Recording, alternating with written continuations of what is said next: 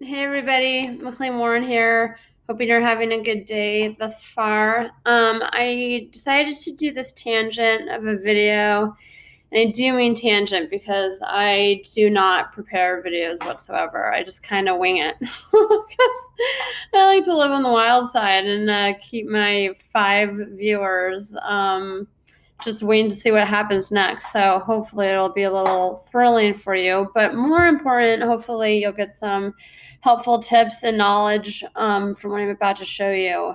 So today's video is going to focus primarily on category nodes, canonical URL structure, keywords, and how those 3 things fit together.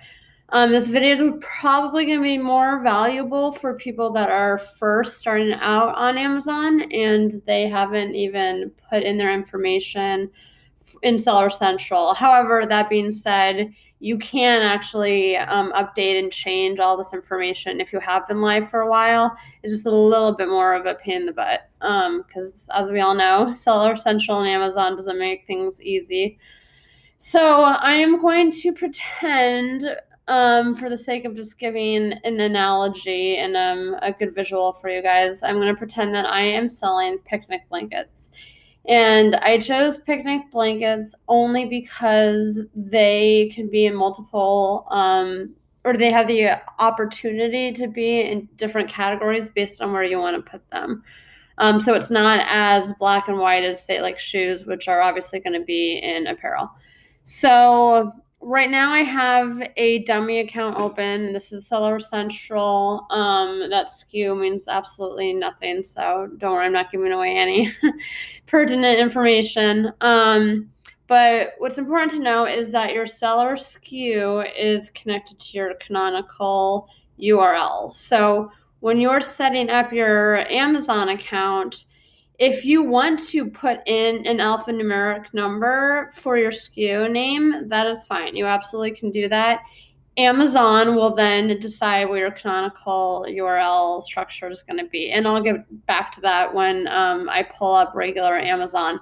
But I just wanted to show you that when you are in the offer section and ask for your seller SKU, you can actually put in a 5-word name for your product. Usually people do it by brand and then they'll put in 4 words that describe their product. And again, I'll get more to what you should put or what's good practice in terms of deciding how to input this information.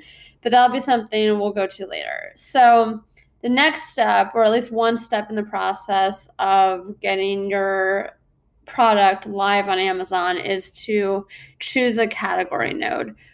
So I'm going to open up my product classifier tool. If you don't know what that is, you can simply search for it there on Amazon, or I'm sorry, in your Seller Central account. So I'm going to come in here and I'm going to type in picnic blanket. So once I do that, Amazon generates a list of 25 possible category nodes. These right here are considered category nodes. So they're essentially a funnel that goes from the most broad department down to the smallest possible subcategory that your product will be found in. So as you can see, this one, sports and outdoors, would be the big category, and then I would be found in blankets if I chose that category node. I could choose to be in picnic basket accessories, and it even goes so far as to be in emergency blankets, and again, picnic basket accessories, even survival kits, which obviously is not something I'm going to pick, even if it's an option, because I'm not wanting to compete against emergency survival kits, unless my picnic blanket that I'm selling is like equipped with a bunch of nunchucks or or firearms. I don't really know why I would choose a survival kit as my category node. So once you pick that, then you go through the process of uploading all of your information for your product and hopefully be able to go live pretty quickly after that. So what I want to do is I'll show you what happens on the front side of Amazon with regards to this information. So I'm going to actually open up, and I'm going to do this in two different, I'm going to truncate the screen so that you as a viewer can see it side by side. So I am going to go to Amazon, and let's say that I was trying to decide how to pick my product category node. I could always do a little research and come in here, and I'm going to put in picnic blanket.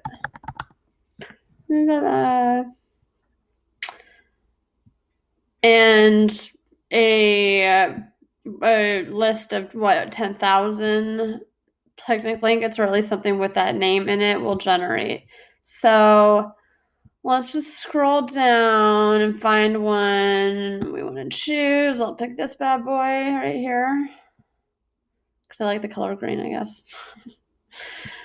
All right, so what you're looking at is a title that it looks to appear that there would be plenty of possible keywords that would help this product index and rank well. So you have picnic blanket, foldable outdoor picnic mat with tote and bag.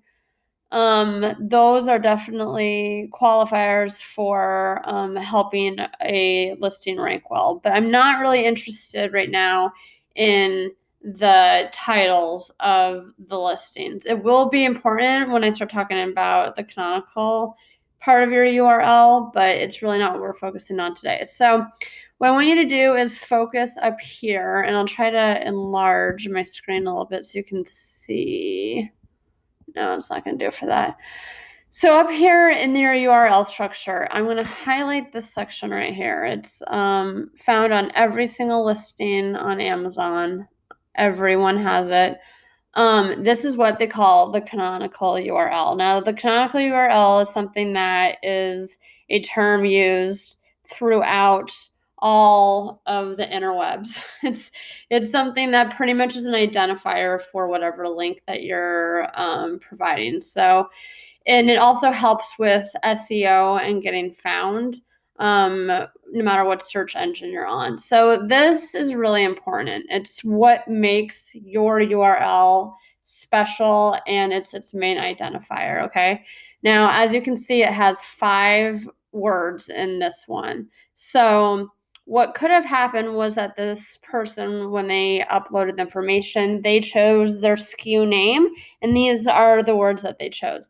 My guess is that's not something they did. My guess is they put in an alphanumeric number, and Amazon generated this canonical URL based on what was put in for the picnic blanket title, because the title is where Amazon's going to pull that information from and try to find the descriptors or adjectives that make the most sense, that place value in that canonical section. So just to show you a little trick, if you're up here and I decide, or you decide to delete this section, the canonical section of the URL, and you push enter, and this is true on any listing. It's a really good trick to figure out where your competitors are competing, or where your competitors are listed in terms of category nodes. So once you get rid of that, once you've broken that part of the URL section, it'll actually show you specifically that this is where the picnic blanket is, which makes the most sense because, as I showed you before, the product classifier, that's where I would have probably put my picnic blanket if I was to sell a picnic blanket. And probably 99% of the time, that's where most picnic blankets are, unless people just aren't paying attention to what category node they're in. So I want to show you also how you can work in reverse, so you can understand how all this is connected, because your canonical URL is connected to your category node. And it really is important that you understand that, because ultimately it also determines and helps you realize what keywords are really important. So I'm going to go back to the original listing with the canonical section in it. And what I'm going to do is I'm going to just take out, I'm not going to put in the company name, but I'm going to take out this section of it. And I'm just going to kind of work in reverse. So I'm going back to the product classifier tool, and I'm just going to input that section of the canonical URL into here.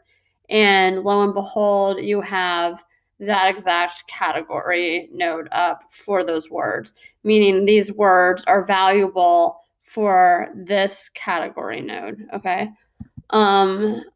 We can do the same thing else just to show you another example of this. If I go to, let's say, men's workout shoes.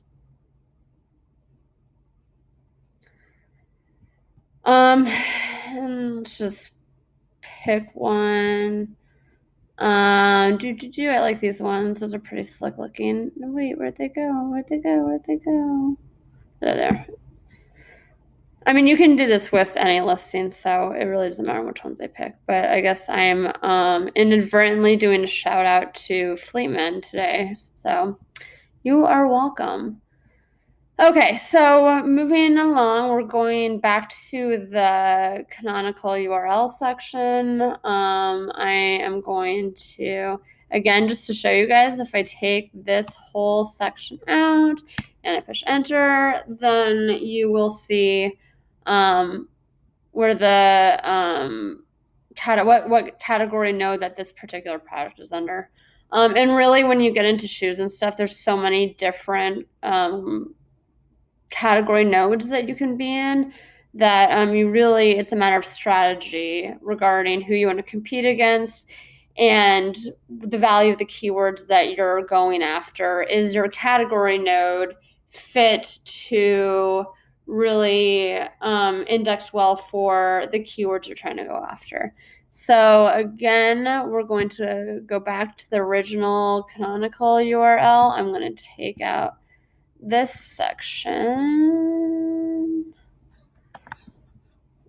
And again, working in reverse, I'm back at the product classifier tool. Plug that in. And again, you have 3 results, and this is the exact same category node that this product was in. All right, and the other reason that all of this, so essentially, one way to really figure out what keywords are valuable for a category node is to look at canonical URLs and see what words are being pulled to describe that section, because those words are picked by Amazon through the title, and they're chosen because they also work outside of Amazon. So these canonical URLs work as identifiers in Google and other search engines. And it's important that you understand that if that section right there is not optimized and doesn't have words or descriptors that make sense, then it's actually going to influence how you're found on Google, for example, if you typed in men's workout sneakers. So you do have the choice if you want Amazon to just auto-populate that section, or if you want to decide for yourself based on your own research and what you're comfortable with. If you want to create that SKU name, just know that if you are already live on Amazon and you want to change your canonical URL, do not do it going through your SKU name on Seller Central, because it will duplicate your listing, okay? So either use Helium 10's gems to do it, or you can even call Amazon seller support and hopefully they can do that for you. So I hope that my rambling actually made some sense, and I hope that it cleared up a little bit of confusion with regards to a lot of the terminology you hear and what all that means and how all of it is connected. Because really, if you don't understand as a seller how all of this information is connected through your Seller Central to your Amazon front listing, to outside of Amazon and selling outside of Amazon, you're really not going to optimize your ability to convert sales. So it's really important you understand all that. So hopefully this video was helpful for you. I will be writing a blog about it, so I will let you all know when that comes out, and it'll be a lot more detailed and, again, a little less rambly wordy. But oh, and you can also subscribe to my videos on YouTube. I do a lot of Amazon how-to videos. My account is just under McLean Warren, and if you're interested in any of our services, we here at Liaison Marketing are always available. That's liazon.marketing. All right. Thank you, everybody, and have a good night. And that is my song as I try to cut this video off. All right, good night.